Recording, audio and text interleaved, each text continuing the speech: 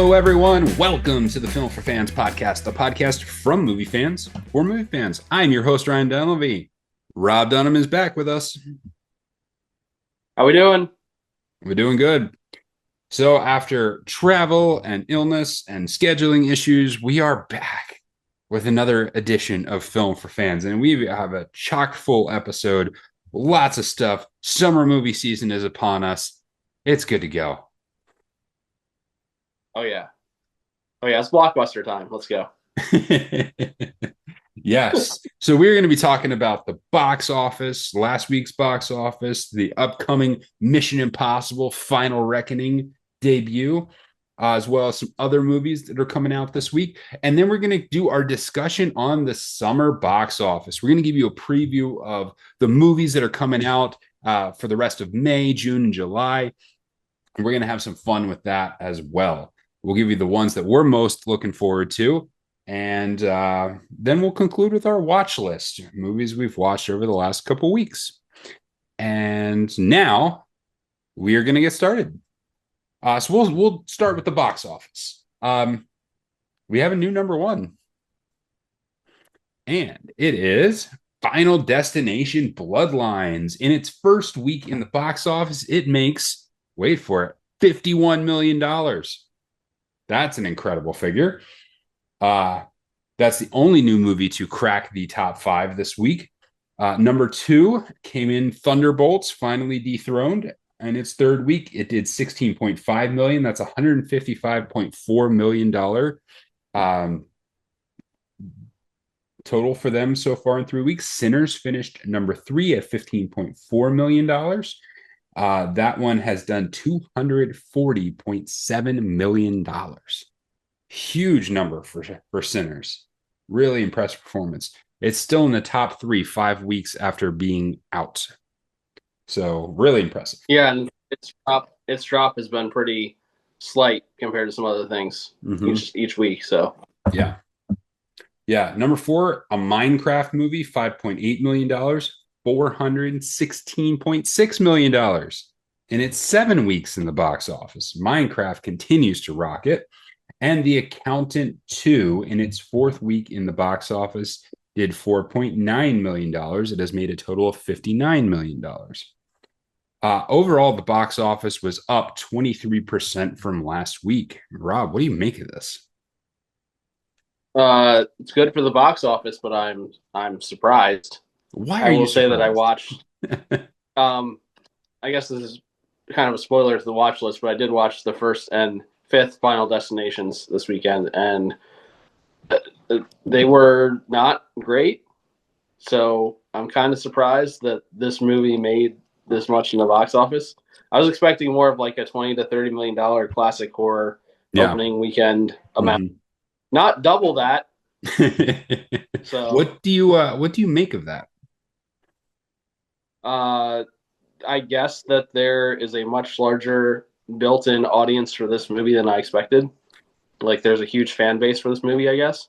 I also think, like, I don't know. I don't really have another explanation. I know you said it's been reviewed well, but like, you don't really see horror movies have this big an opening unless there's like a built-in audience for it. So the only other thing I'll say about that is, if you look at the top 5, the one outside of Final Destination that is the newest is Thunderbolts, and that was already out 3 weeks. So if you've already seen Thunderbolts and Sinners and The Accountants, what else are you going to go to?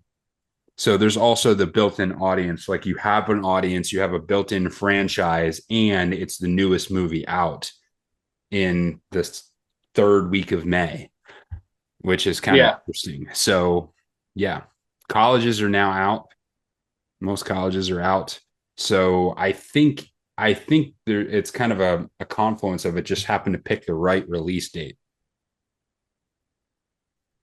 Yeah, I can see that for sure. And I probably will end up going to see it. I just didn't see it opening weekend. Yeah. I did get around to, also spoiler to watch this. I did get around to Accountant 2, but I still have not gotten around to Sinners and Thunderbolt. So I still have some work to do with my box office attendance.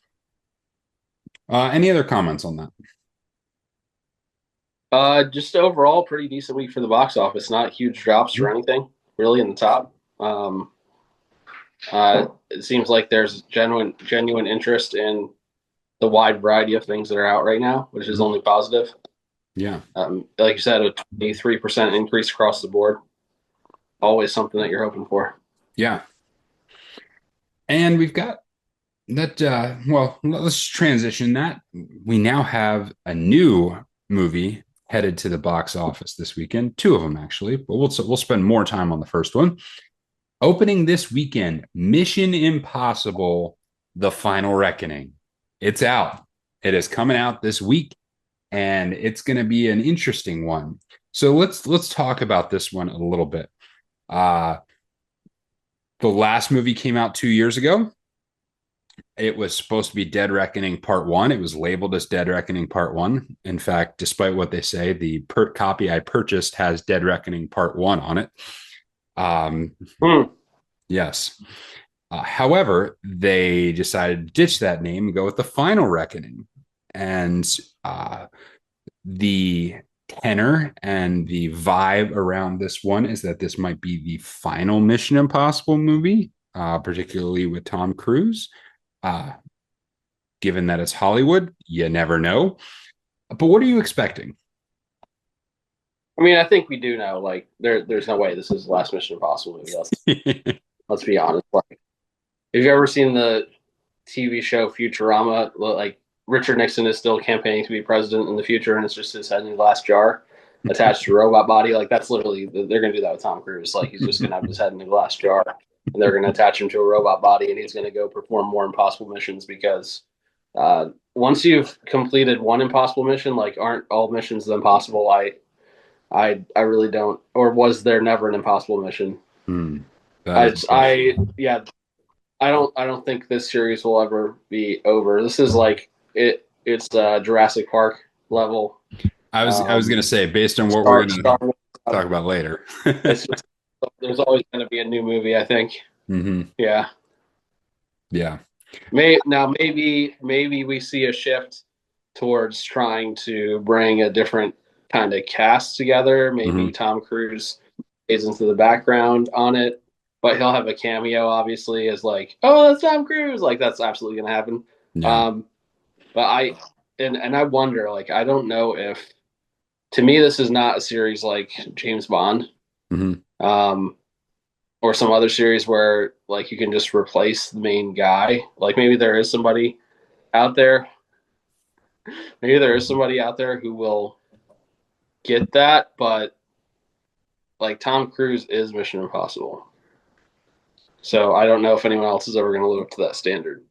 I think there's a chance you could relaunch it and do well, but it's not a guaranteed chance. It's not. But I mean, you might have been able to say that at the onset of the James Bond films when they first switched James Bond. Like they're probably in a Mm-hmm. similar boat. Of course, it wasn't 20 some years, 30 years. It wasn't Yeah, 30 years uh between two. So I don't know, but um I think there would be more I have a Mission vote Impossible. over here. I have a vote over here for Keanu Reeves as the next Ethan Hunt, but I think he's probably a little too old. He's too busy John Wicking things to take over that role. I think. Well, he's younger than Tom Cruise, barely, but he is. Yeah. But yeah. Okay. So how for me, what I'm expecting it to be visually very interesting. My concern would be that the story doesn't end up coming together the way it should. I think there will be cool stunts. I think there'll be awesome action sequences. I think the camera work's going to be spectacular and there's going to be lots of fun, interesting things. I'm just concerned that the plot's not really going to, they're not going to be able to pull all the threads together in this one. Um, I Yeah, I mean, thought the, they're my go ahead. from what I've seen in the trailers, like it seems like they're very clearly trying to drive home that there's like a big emotional aspect to this movie. Yeah. But I'm really wondering going to feel genuine or if it's just going to feel Mm. forced or like we have to tie all this up. So you have to here you like sometimes movies will just be like here now you feel things, Yeah. and sometimes it's like no movie actually I don't feel anything I think because you're good. I think there's is an attachment level to these characters because you've seen several of them for 10 to 30 years, like on that. So I think there's a chance to make it work. We'll see. yeah I don't mean to like blow things out of proportion, but if anyone harms my Benji, I will burn this world to the ground. Yes. I think Luther's the one in most trouble based on the trailers. It's so hilarious though how Benji has gone from this like nothing character to like people love him now. Like Yeah. he's such a key part of things. When originally that was not the intent whatsoever, He was and it just a just kind of computer happened. guy. Yeah, So yeah, that's really interesting. Um, so I think like the AI storyline, while culturally relevant to the moment, I didn't love the way it played out versus the plots in a number of the other movies. It was a little bit more ethereal and less visceral, and this franchise has done better when it's stuck to more visceral plots.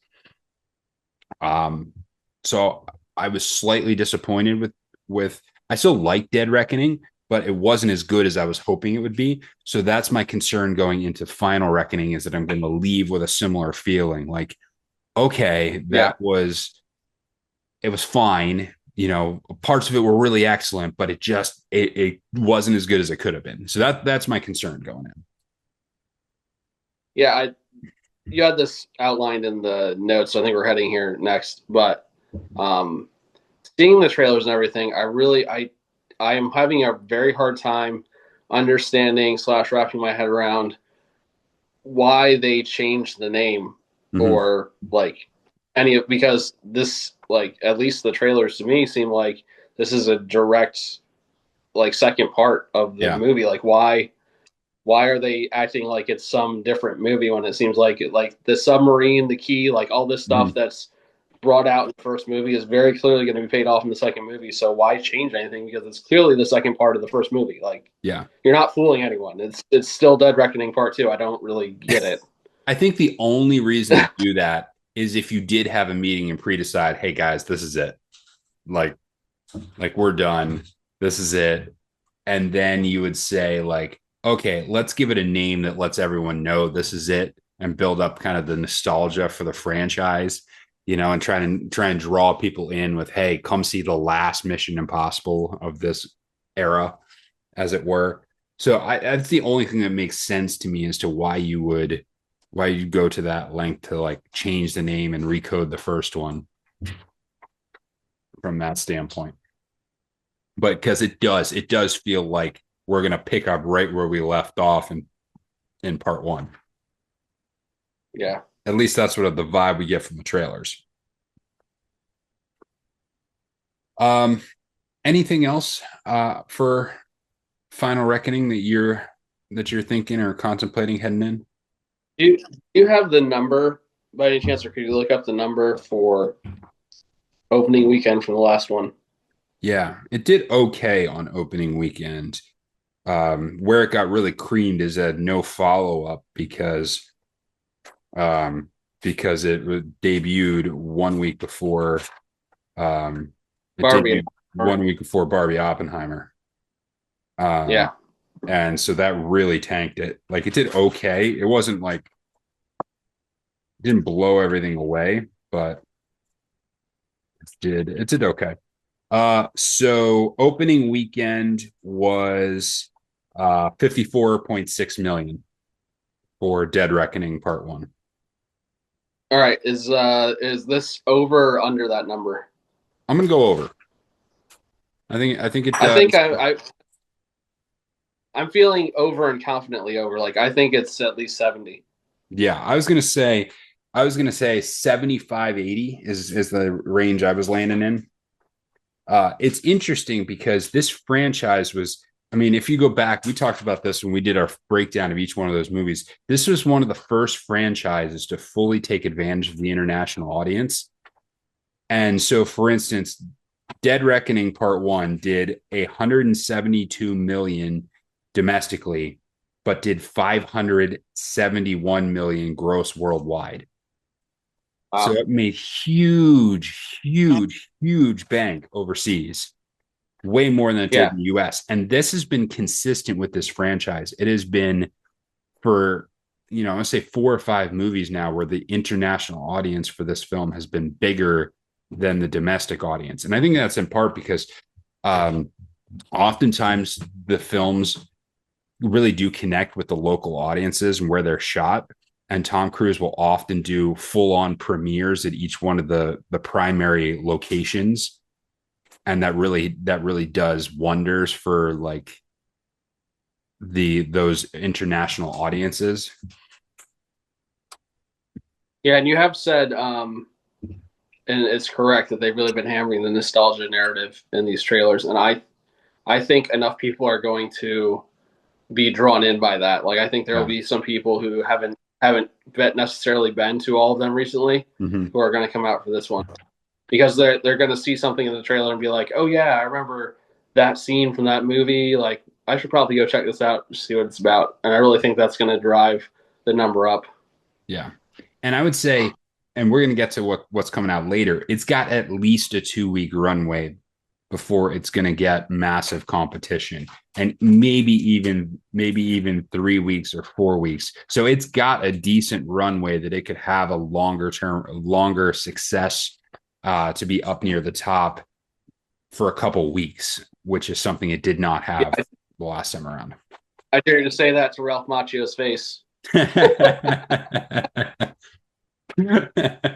Different taste of movie. We'll come back to that in a second.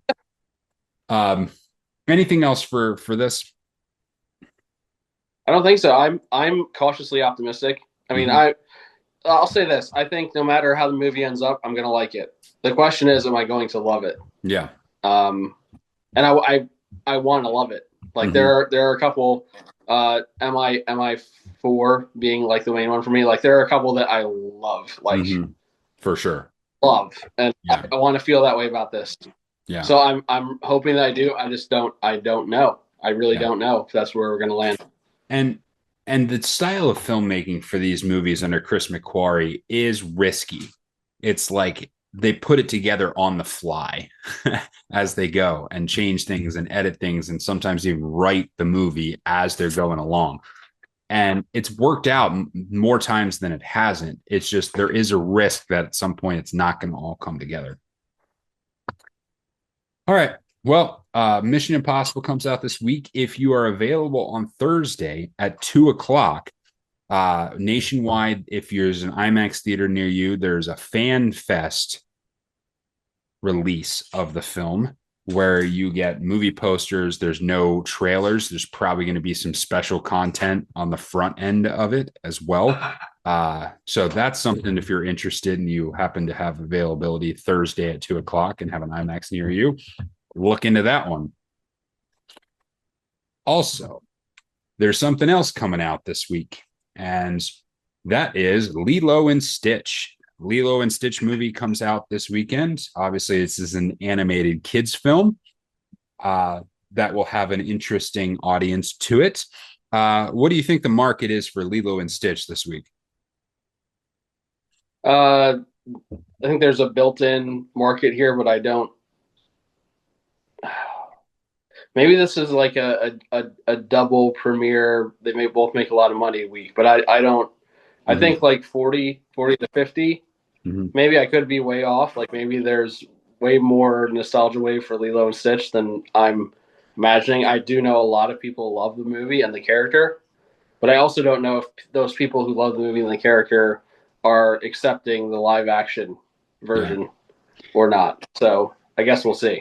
Yeah, it's interesting because it is, I mean, this is it's going to be coming out Memorial Day weekend here. So it does have like the extra day. It has the kids off of school. So there's a chance for it to do really well in the box office. Yeah, I mean, the parents with kids will probably flock more to that than to Mission Impossible. For sure. So, For sure. yeah. Um, and a final one I wanted to mention because The cast in this one is really interesting. Apple TV Plus is dropping a new movie this weekend on Friday, Fountain of Youth. And what's interesting here is it's directed by Guy Ritchie and stars John Krasinski and Natalie Portman. And seems like kind of a national treasure slash treasure hunt type uh, movie along those lines. And seems kind of intriguing, but it's really, I mean, it's got the big name cast and the big name director. Um, I'm curious as to how Fountain of Youth is going to be. Yeah, we just haven't seen these movies being released straight to streaming services being super high quality. So Yeah. I don't really know. There's only like the only one that really even sticks out to me thinking through these is was actually an Apple TV one also, but Greyhound with Tom Hanks. Mm. I thought was really good submarine movie. But beyond that, there's been a lot of movies like with big casts and Mm-hmm. like sometimes big directors. It just hasn't felt like a movie. Like Right. not in the sense of, it's felt like a made for TV movie or something Yeah. like that. It hasn't had the same kind of reach Yeah. when it comes to just what it looks like, what it feels like. Yeah. And that's the concern, obviously. I agree with you. I have never seen a straight to streaming service movie that I thought was of a real high quality. I just haven't seen it. It's just for me, it hasn't existed. All right. Well, lots of stuff to see or watch at the box office or at home this weekend. So make sure you check that out and go see Mission Impossible. Mission Impossible is a great franchise. Go out on a high note until they drop another one in 3 years. So We could say it's their mission if they choose to accept it, right? it's true. It is their mission if they choose to accept it. I'll go along This with you on podcast this is one. not dropped. I just want to make sure you don't have to be afraid. Mhm. Podcast is not going to blow up on you. I promise. No, it is not. All right, let's get to our discussion for the evening. Summer blockbuster box office preview. So we're going to preview the rest of May, June, and July for you today. And so we'll go through, and how we'll do this is we'll highlight some of the movies that are coming out, and we'll give you the ones that we are most looking forward to throughout the month.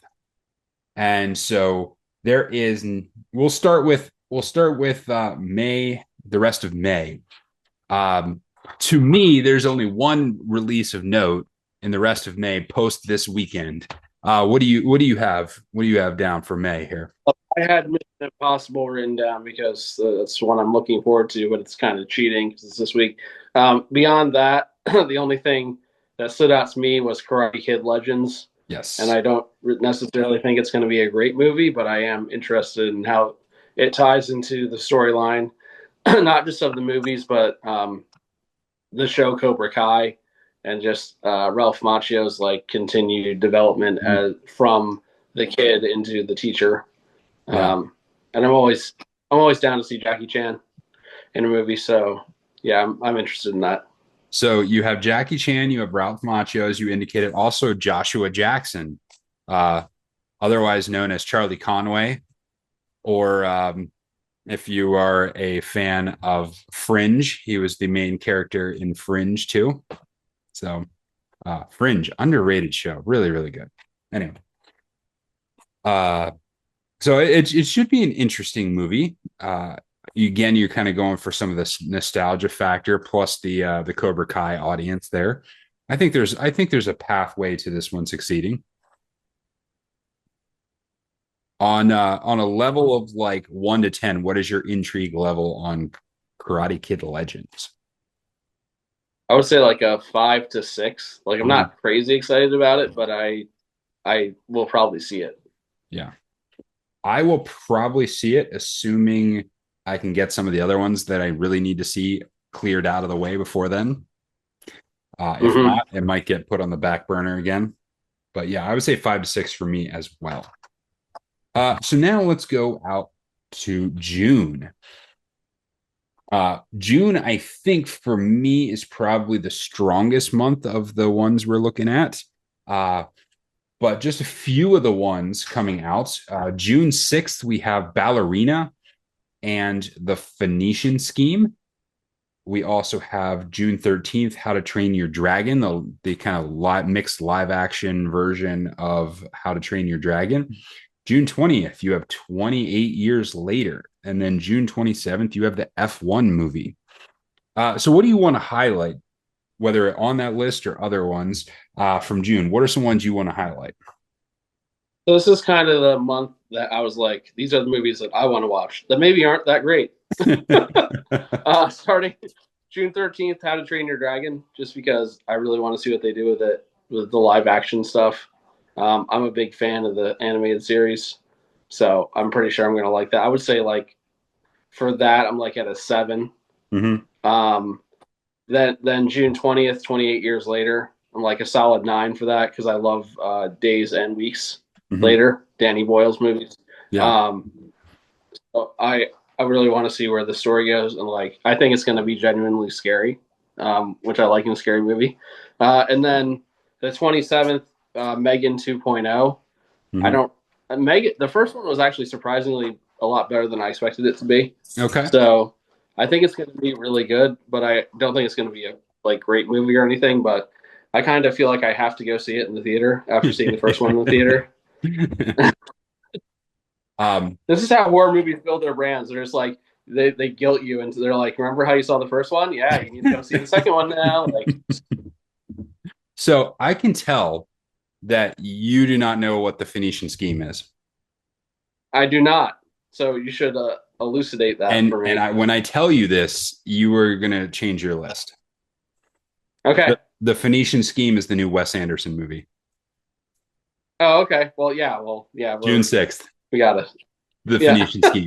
Wes I clearly didn't Anderson. read the description super closely. I just looked at the title. Yeah. That's cool. So June 6th is the key day for me. I might have to try and figure out a way to score a double feature there because Ballerina is an offshoot of the John Wick franchise, starring Anna de Armas, and she is obviously a ballerina who is a trained assassin.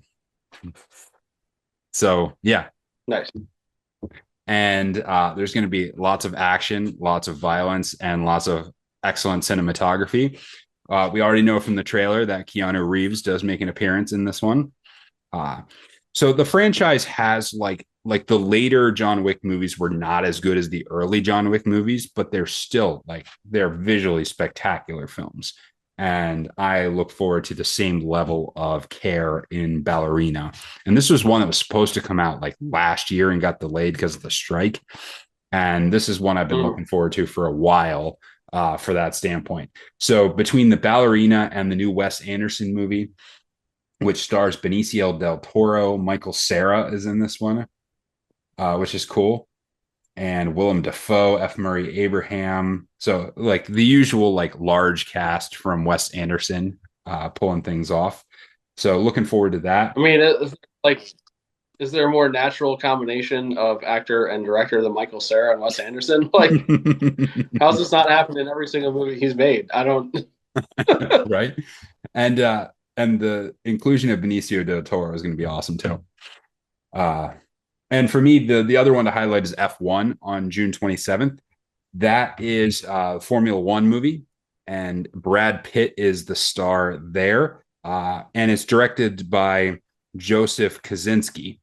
And Joseph Kosinski, of course, is the director from Top Gun Maverick, also Oblivion and Tron Legacy. Really, really like Joseph Kosinski as a director.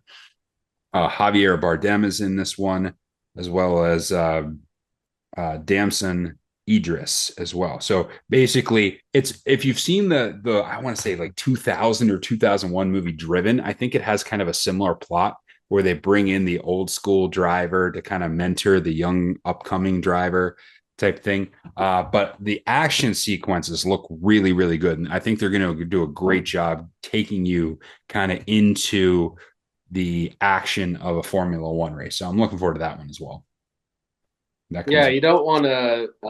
The problem with like any sport movie, but racing movies maybe more than others is like you can't half-ass the driving the no. scenes. Like if you want to be taken seriously by people who like the sport, you've got to show that you actually did your research. And based on what I've seen of the trailers, it seems like they have.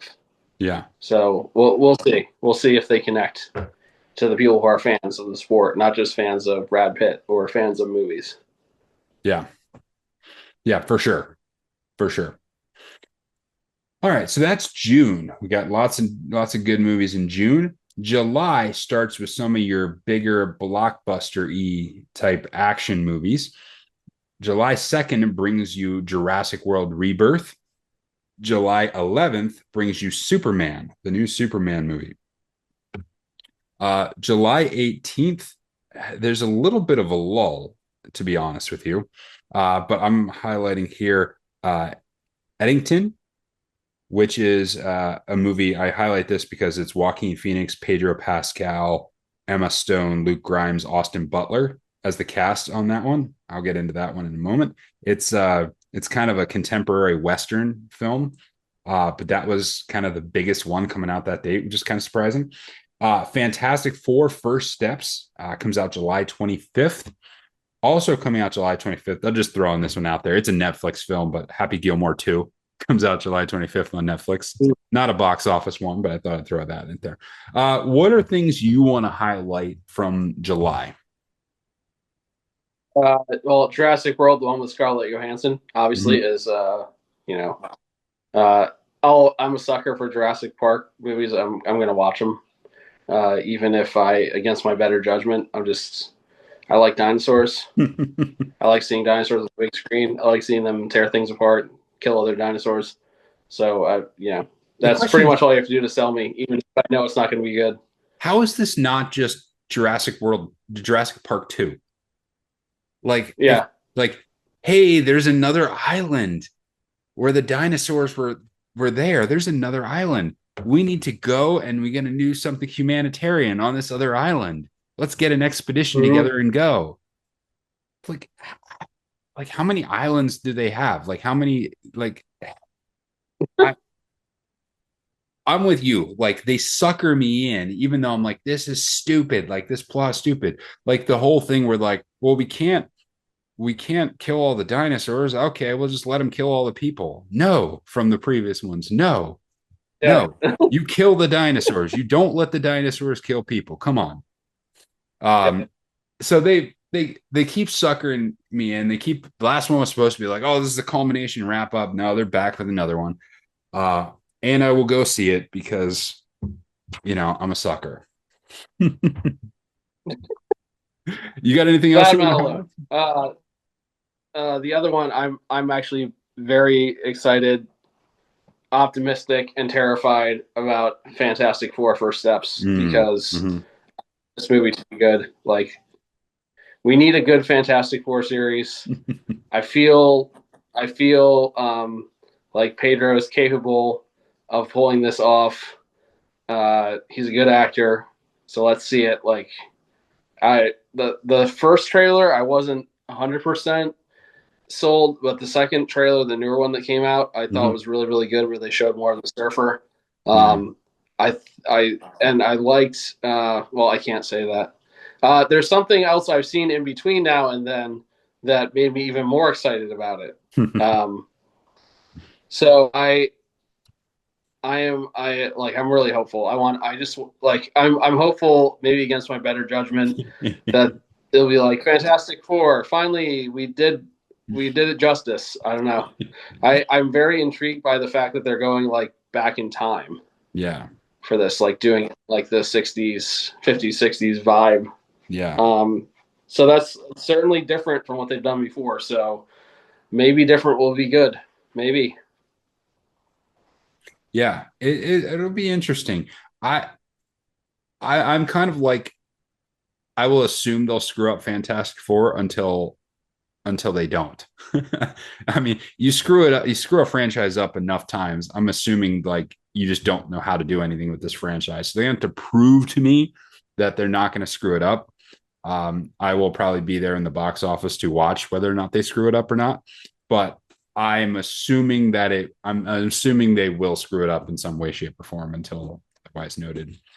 I Um, mean, to date, the best Fantastic Four thing we've seen in a movie is John Krasinski playing Mr. Fantastic and immediately being obliterated into smithereens by the Scarlet Witch. And that was just like an alternate universe where he wasn't actually even in the Fantastic Four. So we'll well, see. you could say the best thing was the Deadpool stuff. Yeah, that was pretty good. So yeah, from the last Deadpool movie. I'm going to highlight Superman. I'm curious about this Superman. I'm really curious about it to see if it's any good or not. It cast an unknown Clark Kent, David Corn Sweat, which I don't even know who he is.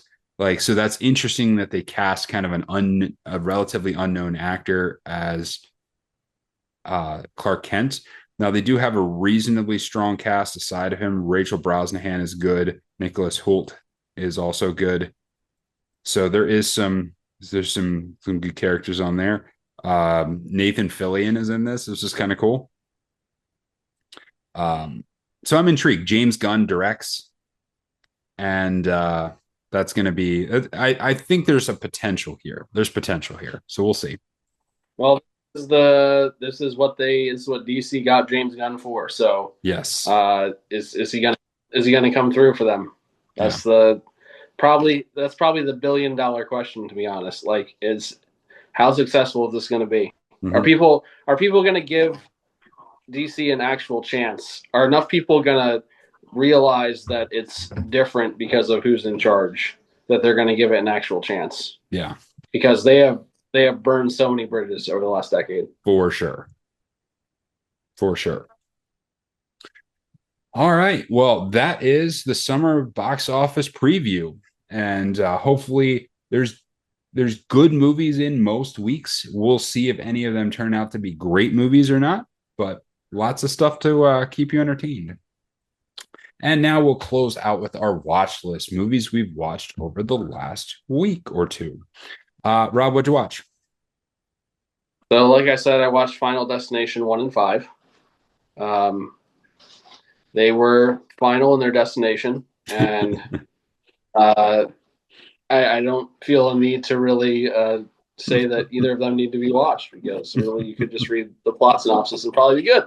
But this is why we watch horror movies because they're dumb. Well, and here's the thing though. I will say like certain times it doesn't have to be a great movie to have like an imprint on culture. You cannot Mm-hmm. look at a logging truck Yeah, the same way after watching the first I Final mean you can't Destination. viciously speed past every logging truck you see because you're terrified. I think is what you meant to say. I did like Final Destination 5 connects to the beginning of Final Destination 1. Thought that was Hmm. pretty cool. Okay. Um, I also saw over the weekend Sherlock Holmes with Hmm. Robert Downey Jr. and Jude Law. Yeah, I haven't seen The that in a first while. one, Yeah. uh, really good Yeah. movie. Yeah. Um, I really like Guy Ritchie's take on Sherlock Holmes, Hmm. um, and Robert Downey Jr. does a good job of pretending he's on drugs. I'm sure. And I also saw a movie called I Saw the TV Glow, Hmm. which was on HBO Max. Okay. Oh, by the way, Max is now HBO Max again. It is. So We're they gonna start have some calling more it HBO Max again. we're gonna have some more news stuff next week. I was bringing that up next week. We might as well hit it. Yes. This is kind of like I saw the TV Glow as like an ethereal horror suspense Hmm. movie with like a lot of really cool like neon aesthetic to it, set in like the '90s high school era. Uh, Weird movie, like very weird movie. I didn't hate it, but I'm also not sure I really liked it a lot. Okay. Fair enough. But yeah, it was. I don't regret watching it. Okay. I'll say that. Yeah. The person in the other room who watched it with me said she does regret watching it. So take that for what it's worth. Yeah. This is why she's not paid to be on the podcast. Yeah, the big bucks have to stick to good opinions here. Yeah. So how about you? What do you see? The main one I'll highlight is I'll highlight The Accountant 2. I did get to see The Accountant 2. Um, I liked it, it was not without its flaws. Um, so I think overall I enjoyed it. It was worth seeing. I think it was fine to have a second accountant movie. It's not going to, like many sequels, it's not going to live up to the original, and that's okay. But yeah, there were some plot, there were some issues that I had with it overall. Um, but overall, I would say I also enjoyed the film. So it was, Yeah, I'll say yeah. my main issue, and I kind of hinted at this the other week when we talked about it, was that I felt like they focused on the wrong parts of the characters in the sense that like both John Bernthal and Ben Affleck's characters were like they were almost like caricatures of what the character is supposed to be because they were like so far into what the character was. Mhm. Like one thing I liked about the first account was that Ben Affleck didn't talk a lot, like compared to this one. Mhm. And the more he talked, the more I was like, I don't know if I believe him as this character. Mm. Like I thought it was better when there was a little more mystery to his character. Mhm. Um, and I mean, John Bernthal's character is just an absolute dick. And I didn't like. I guess you're supposed to hate him, but like I really hated him, and like to the point where I was like, I don't know if I even want him to succeed. Like I don't like him. So I Like I will. guess you're not supposed to like him, but I I, probably liked him less than I was supposed to. the opening scene between him and that girl though was so stinking funny. That was funny. Like Yeah, that was really good.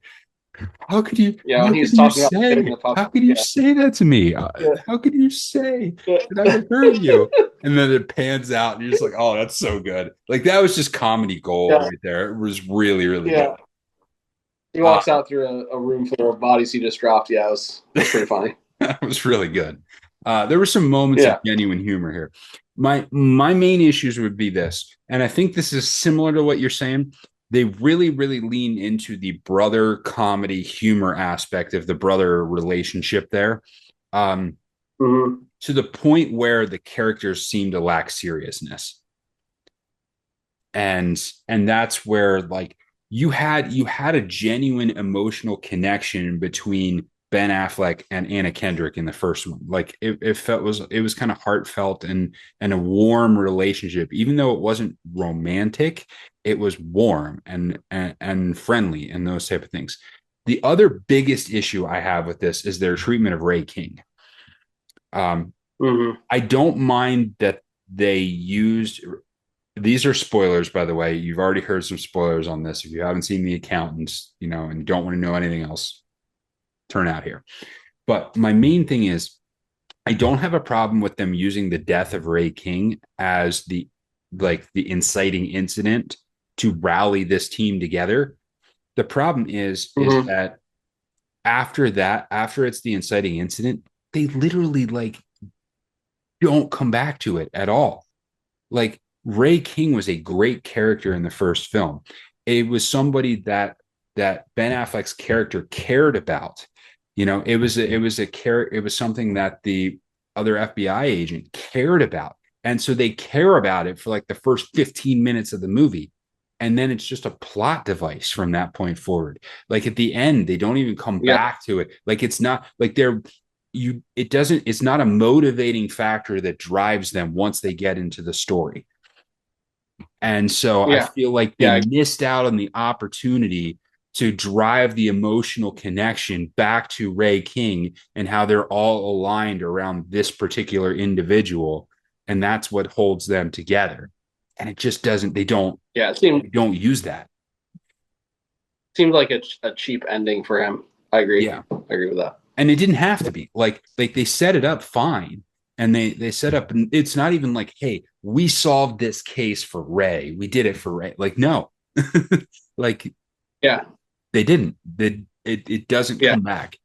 And so that was disappointing to me how they handled that, and that's just like that was just not great writing. So but like I said, I was entertained throughout, and I enjoyed it, so I'm fine with that. You got anything else? I don't. All right. Well, that is the show, everyone. Thanks for tuning into Film for Fans. Make sure you visit filmforfans.com, like, subscribe, tell your friends, and go see Mission Impossible Final Reckoning.